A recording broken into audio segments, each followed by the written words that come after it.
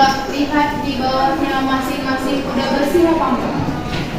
Karena anak zafatul minal iman. Sudah, kutip sampahnya masing-masing, tapi diletakkan dulu ke dalam laci. Nanti setelah selesai belajar agama, kalian buang. Ya, coba tarik mana? Siapa yang pada tengah? Muhammad Farah. Muhammad Farah ya. Yang satu yang ada tengah ya. Nah, kita masuk ke materi kita. Sebelum kita masuk ke materi,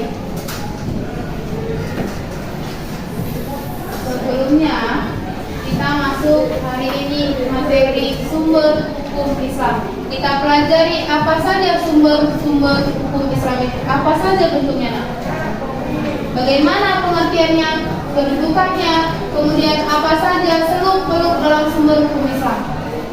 Tapi sebelum sumber hukum Islam, di bab 1, 2, dan 3 sebelumnya kita udah pelajari apa?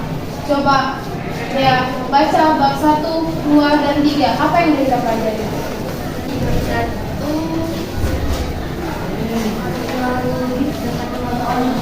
Bab 1 selalu dekat dengan Allah.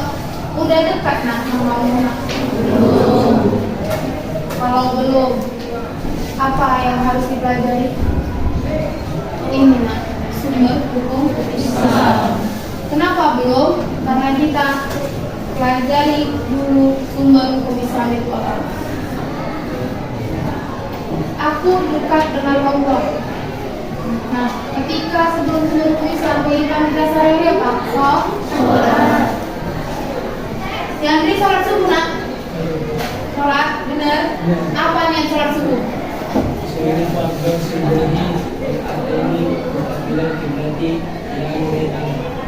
Alhamdulillah, sholat subuhnya. Sampai sini nak, kita bagi kelompok di mana kalian mempelajari sumber-sumber hukum Islam ini. Ingat ya nak, bentuk-bentuk sumber hukum Islam adanya Al-Quran, ya, adanya hadis, adanya ijtihad, sehingga kalian dari ketiga ini bisa nanti hukum Islam itu ada hukum Islam wad'i dan ada hukum Islam naklifi. Nah, dari Al-Quran nanti kita pembagian kelompok. Kalian ada 36 orang, satu yang nggak datang jadi 35 orang. Dibagi jadi 4 kelompok. Apa saja yang menjadikannya itu sebagai sumber hukum Islam? Bisa. Kelompok 2, kalian cari diskusikan nak pengertian, kedudukan, kemudian ada fungsi hadis terhadap Al-Quran, karena hadis merupakan sumber hukum Islam yang kedua setelah Al-Quran. Dan bentuk-bentuk dari hadis. Kelompok 3, pengertian, kedudukan ijtihad, dan bentuk-bentuk ijtihad. Kelompok 4, apa saja hukum Islam, ada hukum wad'i dan ada hukum taklifina. Bisa kita kelompokkan menjadi 4 kelompok. Sebelumnya sudah dibentuk kelompok kalian, duduk kepada kelompok yang masing-masing.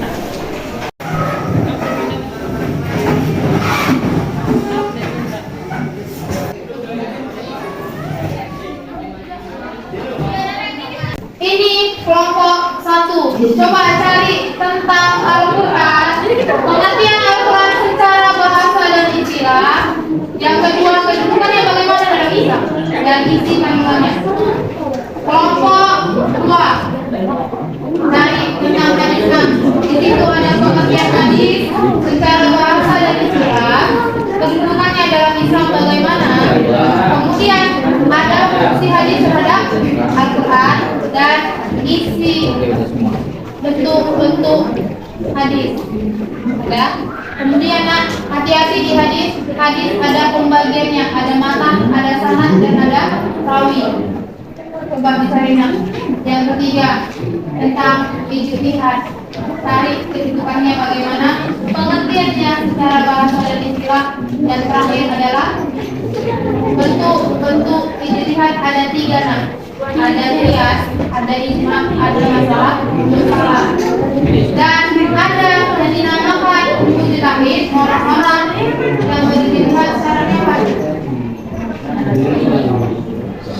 Yang kelompok 4, apa pengertian hukum muadzina? Menjelaskan tentang apa? Dan yang kedua, hukum takfifi. Kemudian yang 5 itu nanti kalian cari, kemudian cari lagi.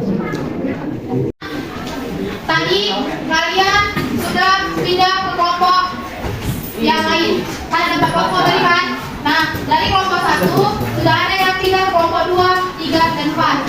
Ada yang kelompok 2 sudah pindah dari kelompok 1, kelompok 3, dan kelompok 4. Begitu pun kelompok 3 sudah ada yang pindah ke kelompok 2, 1, dan 4. Kelompok 4 sudah ada yang pindah ke kelompok 1, 2, dan 3. Ini kalian sudah kembali kepada kelompok kalian masing-masing. Ya. Nah, jadi terakhir sebelum kita tutup pelajaran, apa yang kalian ambil, yang bisa kalian ambil pelajaran tentang sumber hukum Islam, dimulai dari Al-Quran, hadis, ijtihad, sampai kepada pembagian hukum Islam sendiri, yang sudah kalian tadi sebar ke kelompok yang lain, kemudian kalian sudah kembali ke kelompoknya masing-masing. Kita cari ambil satu kesimpulan di setiap kelompok ibu ambil.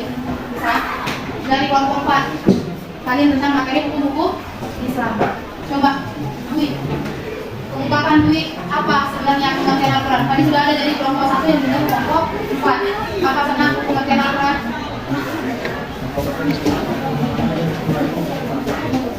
Pengertian Al-Quran secara bahasa? Sudah, bisa Dwi? Coba nak, berdiri nak. Berdiri jangan yang lainnya. Lihat. Dari segi bahasa atau berasal dari kata qira'ah yang qira'atan Qur'anan berarti sesuatu yang dibaca atau dibaca. Paham? Yang lainnya? Berarti secara bahasa Al-Quran berasal dari bahasa Arab qira'ah, yaqra'u, qira'atan, dan terakhir yang diartikan sebagai baca. Yang secara istilah berarti apa Quran? Walaupun kalian kelompok hukum Islam.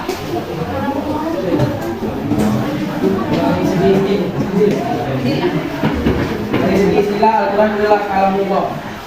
Kalamullah, benar. Cuma itu aja pun kalian bilang kalamullah benar. Tapi, nah, kalamullah yang diturunkan kepada Nabi diawali dari surat Al-Fatihah, diakhiri dengan surat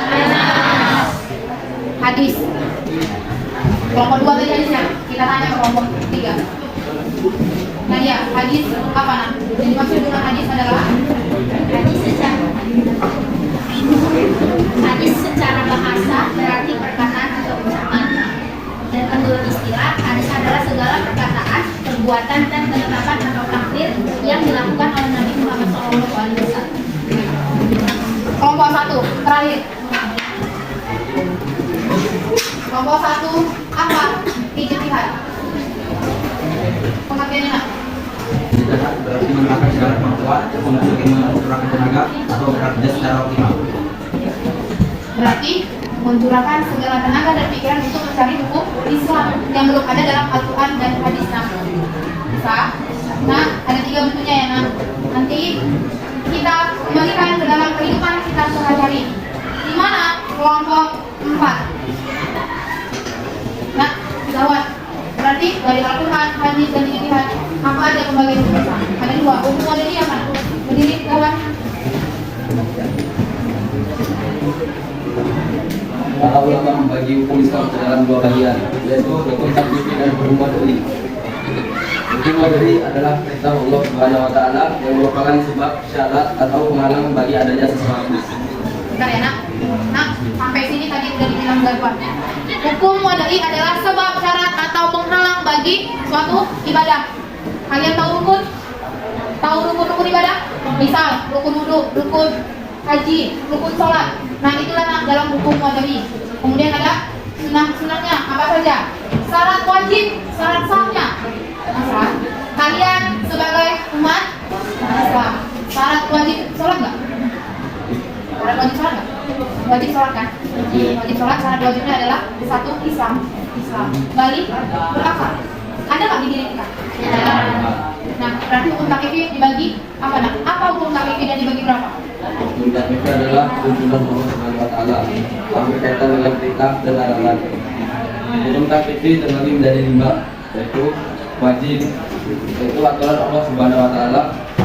2, sunnah, yaitu tuntunan untuk melakukan suatu perbuatan dengan konsekuensi jika dikerjakan akan mendapatkan pahala, dan jika tinggalkan sangat berat untuk melakukan tidaklah berdosa. 3, haram, yaitu larangan untuk mengerjakan suatu perbuatan atau perbuatan. 4, makruh, yaitu tuntunan untuk meninggalkan suatu perbuatan. 5, mubah, yaitu sesuatu yang boleh untuk dikerjakan dan boleh untuk ditinggalkan. Berarti tadi tentang syarat tuntunan pahala. Kalau hukum taklifi tentang perintah dan larangan Allah langsung. Wajib apa nak? Mana? Apabila dikerjakan? Masih tinggalkan sholat nak? Udah tahu hukumnya? Kalau sholat fardu hukumnya? Dari sekarang dengan lagi Pak? Sunnah. Apabila dikerjakan? Dikerjakan? Haram?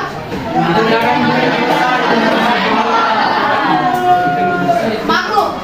Apabila dikerjakan tidak apa-apa, ditinggalkan berpahala. Mubah dikerjakan, boleh ditinggalkan ataupun dikerjakan ataupun ditinggalkan tidak. Tahu hukumnya nak?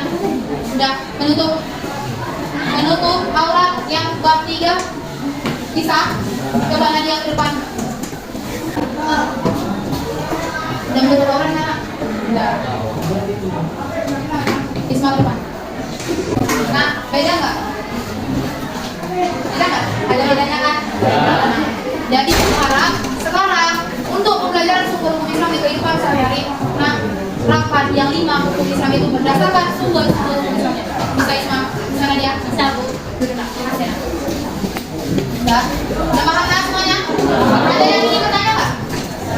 Ada paham ya? Jadi kalian jangan nggak sholat lagi. Menutup aurat benar-benar, jaga kejujuran dan dekatkan diri sama Allah. Berarti bab 1, 2, 3, dan 4 selesai. Tinggal minggu depan kita pelajari dari substansinya sumber Islam ke perjuangan dakwah Rasulullah di Mekah. Di sana kita ada tugas kalian pelajari dulu, dan minggu depan akan kita pelajari. Tapi kalian ada yang mau lagi? Selesai? Untuk pembelajaran hari ini, Akbar coba tutup dengan kafaratul majlis. Subhanallahumma wa bihamdika asyhadu an la ilaha illa anta astaghfiruka wa atubu ilaik. Jaga tetap akal, tingkatkan iman dalam ibadah. Ya, kita tutup. Mulai sampai